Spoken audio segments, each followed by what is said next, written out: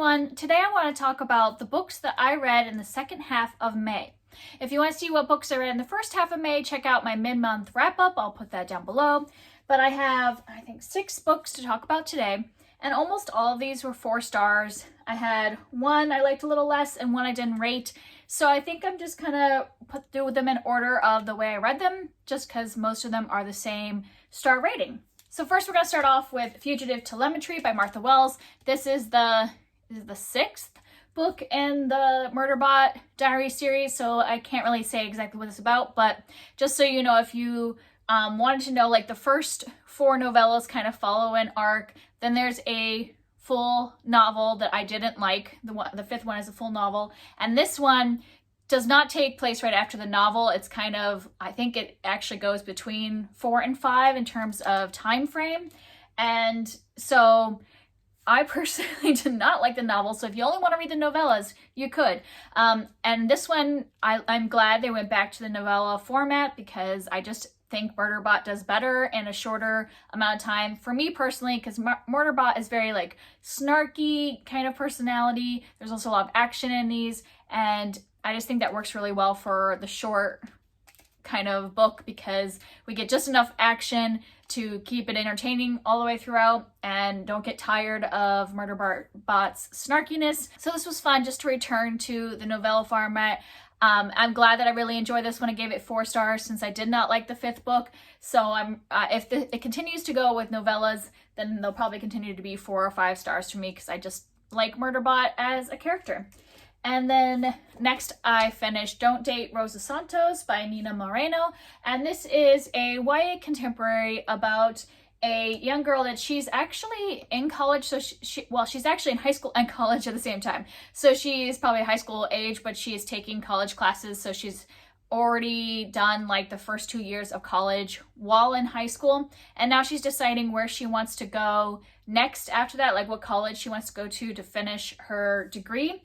And part of that is she's having trouble sharing what she wants to do with her family, because her family of women, her mother and her grandmother, all think that they are cursed. And the curse is that when her grandmother was coming over from Cuba, her grandfather died on the way while her grandmother was pregnant with her mother. And then when her mother was a teenager and pregnant with Rosa, the father died at sea as well. And so the curse is that Rosa can't, date or fall in love with a man that on the sea, because they'll die, I guess. Is kind of the curse that these Santo women believe that they have passed down.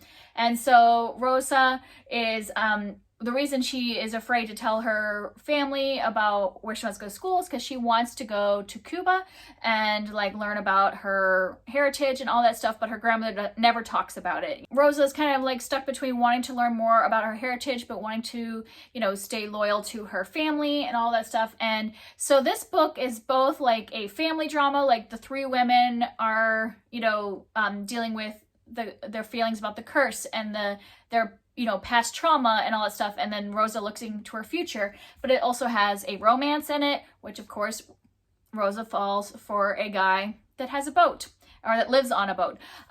So is she perpetuating the curse is the question, all that stuff. So that's kind of how the book is. I gave it 4 stars because I really, really loved the family dynamics. I loved all the scenes that had the 3 Santos women in them. Just the conversations felt really real, and the way they, obviously had a lot of love, but also had a lot of pain about, their family history and their interactions with each other and all that stuff. So I loved all of those scenes about the family and about Rosa kind of wanting to learn more about her heritage and all that stuff. I really loved all that, but I didn't love the romance because it just felt like it needed to either be more a part of the book or not involved at all, because I just didn't really connect to the romance, since it seemed like she just kind of fall for this guy very quickly, and I didn't really feel like a build-up in their relationships. I don't know, I didn't feel like there's enough scenes of them getting to know each other to really like it be a romance. So I didn't love the romance, but I really loved the family dynamics in this, and so I would still very highly recommend it. And then next is the only book that I rated less than 4 stars, and that is The Picture of Dorian Gray by Oscar Wilde. And this was such a disappointment to me because This one I thought was going to be 5 stars. I had heard a lot of friends really rave about this classic, and like from the description, sounds like something that I would absolutely love. So, you know, in the description it says that Dorian Gray exchanges his soul for eternal youth and beauty, and that, you know, all of the things that happen to him are reflected in this portrait of himself while he gets to stay young and beautiful. Well, the thing is that description does not happen till halfway through the book. This book is only like, what, 200 and, like, my version is like 213 pages, and it's like over 100 pages in before any of that's on the back really happens. And so my problem with this book is that even though it's already short, it should have been a lot shorter for my enjoyment, because the first half was so hard for me to get through. I put it down for a long amount of time. Like this book is so small that I should have been able to finish it, you know, probably in a couple weeks, and that was my original plan. But after 2 weeks, I'd only made it like 50 pages in, and I was like, okay, I need to take a break from this writing. And then I came back later and I read a little more, and then finally, once I got to like the halfway point and that plot actually started happening, then I like zoomed through the rest of the book. So like when I was reading it, the first half of the book was like 2 stars, and the second half of the book was probably like 4 stars. So I just gave it 3 stars to meet in the middle. But yeah, I don't know, maybe I'm just weird and I don't get it, because I know so many people love this book. Like if I go on my Goodreads friends, so many of them gave it 5 stars. And I don't know, I just think the writing is too flowery. His dialogue is top-notch, amazing. Like if this was a play, it would have been 5 stars. Like the dialogue was all great, which makes sense since he wrote several really great witty plays. Like his dialogue, so good. But all of the prose description was just too much. There was like one chapter, I was talking to my friend Kara about this, we were reading it at the same time, and we weren't actually buddy reading it, we just happened to be reading it at the same time, and I sent her a message and I was like, you could just take chapter 11 and pull the entire chapter from the book and it wouldn't make a single difference. And it was a long chapter, but the whole chapter was just describing every single thing in detail, like not like things that were happening, but like items, like describing gems and embroidery and these like massive details. And I was like, I don't care at all. And it was just stuff like that. Like the first half just had way too much description. If it was like just the dialogue in the first half and then all the action and dialogue in the second half together, it would have been 5 stars. But all the description in the first half of this book, I just hated it. Really hated the first half of this book. Like had to make myself read it. So yeah, 3 stars. Now let's move on, because I've said enough about how much this wasn't for me. All right, so then the next book is one that I did not rate, and that is Mere Christianity by C.S. Lewis. And part of the reason I didn't rate this is that I was really torn, because I really loved the experience of reading this and reading it with the group of ladies that I read it with. We did like a read along for the month of May, and we did live shows every week, and I just loved that experience. I got so much out of reading this book, but at the same time there were parts that I didn't agree with, or parts that were like outdated, because this was written in the 1940s, that I don't think worked for me reading at current times. But I didn't really want to put a rating to that, because overall I still just absolutely love the reading of this. I highlighted a ton of stuff in this book, and I probably will return to it later, because I do think it's a helpful tool in like kind of studying Christianity.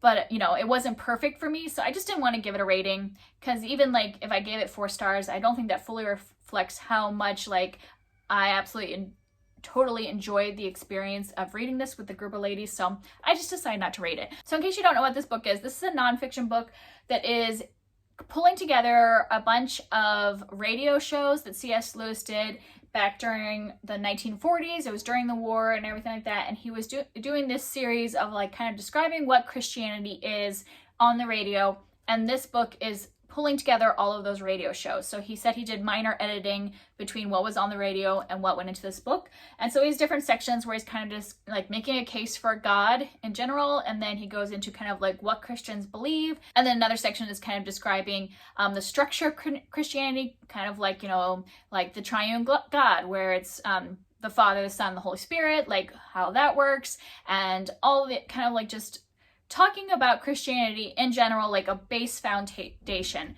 And so I think it is very helpful as a base foundation, and I really enjoyed a lot of his metaphors, like, and the way he takes these big concepts like the triune God, or like you know, human morality and things like that, and really puts in these metaphors that make it make sense to the lay person. Like you know, obviously I've never done any theological study, and even though this was like dense in places, and I actually reread this, so like I read it all through on audiobook, and then I went back physically reading it and highlighting it, and I kind of had to do that because some of it was pretty dense.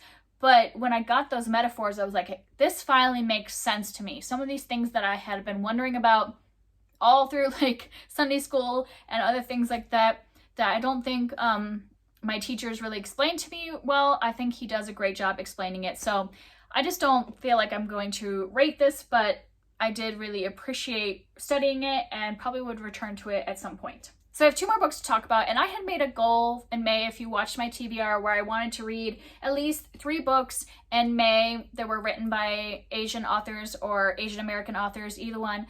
And I originally had made the plan to do a middle grade, an adult, and a nonfiction, and I just was not feeling nonfiction. So I ended up reading 2 middle grades and adult. I already talked about Where the Mountain Meets the Moon in my mid-month wrap-up, but then I read 1 more middle grade and 1 adult. So I still read 3 books by Asian authors. I just could not bring myself to do a nonfiction that month. It was just, my brain was not going to handle it. I don't want to push myself to read a nonfiction when I'm not feeling it, because then I won't get the stuff out of it. Because like basically it was, this one was all the nonfiction I could handle, because this was so intensive that I didn't feel like I could read another nonfiction on top of that. So hopefully I'll still get to those nonfictions soon, but at least I met my goal of reading 3 books by Asian authors. So the other middle grade book I read was Spirit Hunters by Ellen O. And if you have seen some of my videos recently, you know that I've started to get into kind of creepy middle grade books. So I was excited to pick this one up because, as you can tell, it's probably, you see from the cover, it looks all creepy. And all I knew about this was that it was a ghost story. And so I picked it up because I was looking into creepy middle grades, and this had good reviews. And what this is about a girl named Harper who moves with her family to this kind of creepy house that everybody in the neighborhood thinks the house is haunted, and she's like, oh, it's not haunted, blah, blah. And part of the reason she had to move was there's some stuff that happened in her past that she doesn't really remember. Like she has some memories missing, but she knew she had to leave school and had some injuries, but she doesn't remember all the fuzzy details. But that was part of why her family had to move, because of the things that had happened with her in the past. So they moved into this creepy old house, and you know, things just do start to be creepy in the house. And okay, I think that this book is really well done for what it is. Like if you like middle grade ghost stories, like if you grew up like me reading R.L. Stine and stuff like that, I think this is a great modern version of that, you know, with all the characters, you know, the family is Korean American, so it's great to have some diversity in this kind of story. But if I had read the full description, I probably wouldn't have picked this up, because there is a specific horror trope that even in middle grade is not for me, and that is possession of a child by an evil spirit. So like young children possessed by an evil spirit, it just is too much for me. I have a hard time with it. So even though this is a middle grade novel, I still had to put it down several times because that is in here. And I still wanted to finish it because I wanted to give it a full rating, and I did give it 4 stars, because if you were just taking into account my enjoyment, it would be 3 stars, but I thought this was really well done. I loved the way that like the ghost story was unfolding, how her memories were starting to unfold as things were happening at the new house. I thought it was really well written, but like me personally, I just can't handle that. Like I grew up in the time when Children of the Corn, those movies were really big, and I absolutely could not watch those movies. All my friends were watching them and I just could not do it. I cannot take child possession. Like it just really bothers me. So personal enjoyment, it was a 3, but if you are okay with that, like if that's one of those horror tropes that doesn't bother you, this is a really well done middle grade novel. And the last book I read in May was Before the Coffee Gets Cold by Toshikazu Kawaguchi. And this has been around BookTube for a little bit. I've seen people reading it, and it sounded like a really interesting concept. It's about this cafe where they have this like legend where you can go back in time and, you know, talk to somebody that has been in the cafe in the past, but you have to finish your visit to the past before the coffee gets cold, hence the name. And this is split into 4 sections, so it's like 4 different kind of like stories, but they all are linked together. And I just really love this book, so I gave it 4 stars because I thought it did get a bit repetitive in the pattern as it went, but I think it's well worth the read. It's pretty short. You could read it in a couple days, and I just loved the characters. I loved the way the stories were done, because sometimes those time travel ones can have a lot of like weird rules attached to it. And yes, there are rules in this one, but I think the rules actually served to better it makes sense, because sometimes when there's so many rules of like, does the past change the future and all this stuff, I think it can get too convoluted in some sci-fi novels, where this one was really just about human relationships and the things that we wish we could have said to people and things like that. And I just really thought it was beautiful.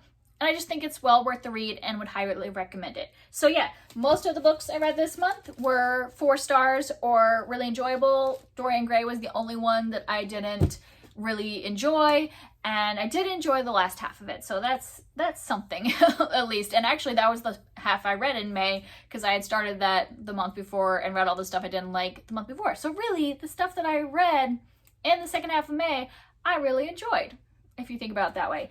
And that's it for me. If you've read any of these and want to talk about it down below, I'd love to hear from you, and I will see you next time. Bye.